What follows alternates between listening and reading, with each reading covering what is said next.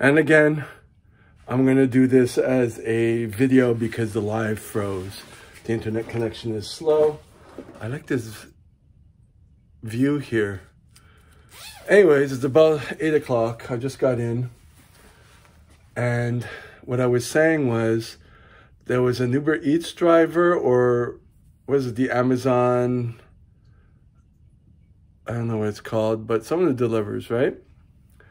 And it's the first time that I see someone come in and deliver. Usually what I'll see is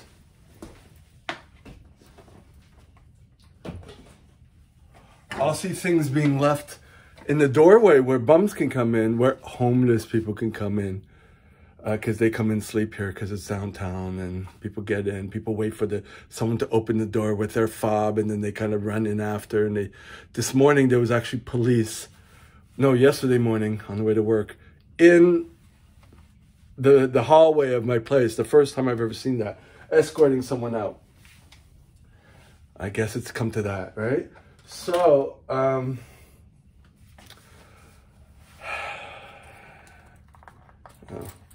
guy gave me change because at the sex establishment, he charged me wrong. So he gave me change in money, cash. Oh, whatever. I'll just keep the change there and note it as the price that he charged me. Anyway, so the guy, we used to have a touch screen where you could at least look the guy's name up. He had a Ben F, maybe with F, and try to deduct who it is. But the guy had no cell phone number, no last name, no contact information except the address. And there's 165 units here. It's like, he came up to me as I was leaving. He's like, "Do you know Ben F?" I'm like, "I don't know anyone here, really. Maybe a handful of people by sight, you know, vision, I don't know." So anyways, as I come back, this is a few hours later, I see that the package is still, like, he left it, like, downstairs. And I'm like, I'm hungry, I want to take it. But I'm like, I know they installed a new camera, and I'm like, whatever. Someone will throw it out, I guess. You know. No one's going to claim it, of course, because it's so weird. It's so weird. People order things, and, like, maybe the app doesn't allow you to put in your information,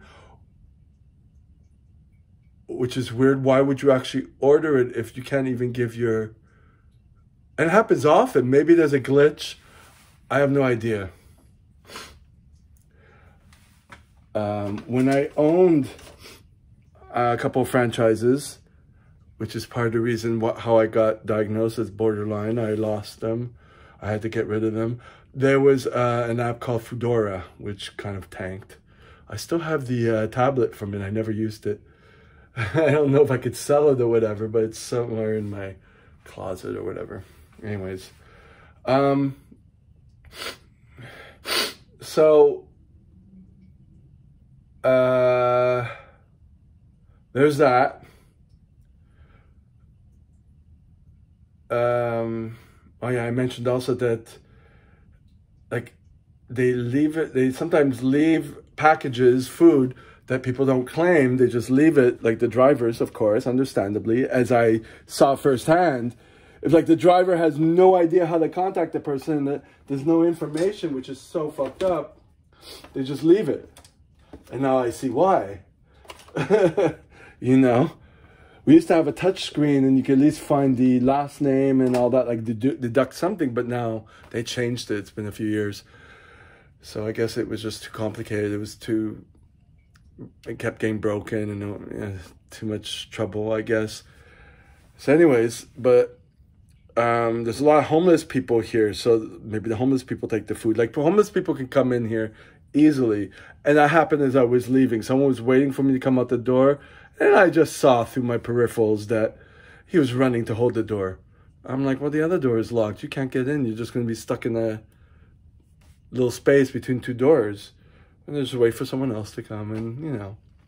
Because I'm not going to tell the person to get the fuck out. I mean, I think we're all one step from being homeless, you know what I mean? So I would not want that karma. So, but yesterday there was actually police in this building, in the hallway, escorting someone out. I was like, oh, wow, that's the first time of that.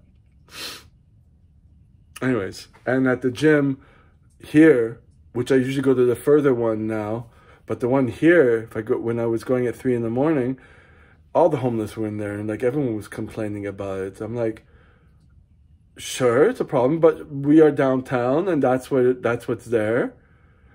You complaining and saying it's a terrible situation reflects on you. What happens when you are in the street? You're going to change your mind, you fucking elitist. People think that they're not going to get to that situation, you know.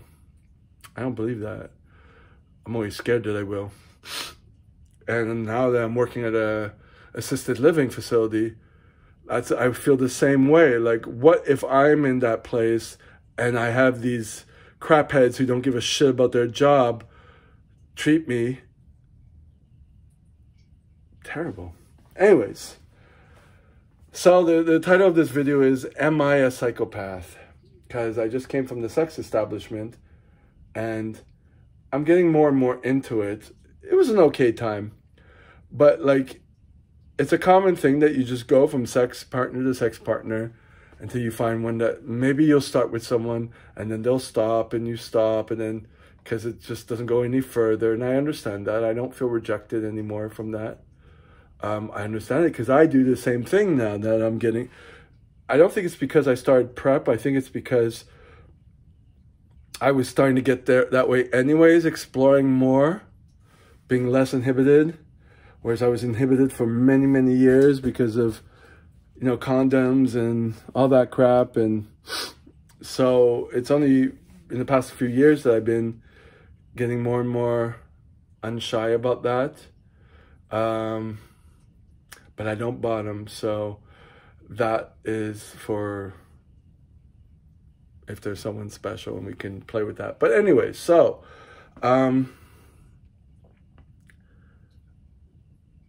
because of that, I'm like asking, I think that everyone can behave psychopathically, you know, unemotionally. There's emotion during, I mean, gay guys, I mean, they're looking for contact and stuff like that. But aside from that, they're not open.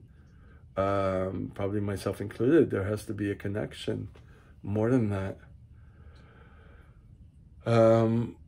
If any of you have seen Sam Vaknin's videos, I know he's mentioned stuff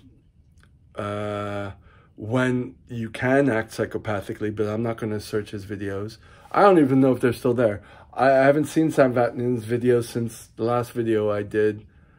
Actually, not the last one I did. I haven't seen any, but the ones that were before he had, you know, the whole Richard Grannon scenario. And apparently he removed a lot of his videos.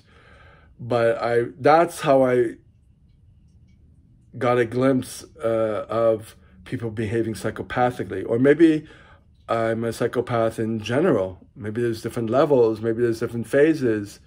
I can't really say, but the way I'm behaving, it's kind of like psychopathy, you know, just kind of going from one person to the other. Mechanical. Well, there's some, it's fun. And then finding someone else to actually finish the job.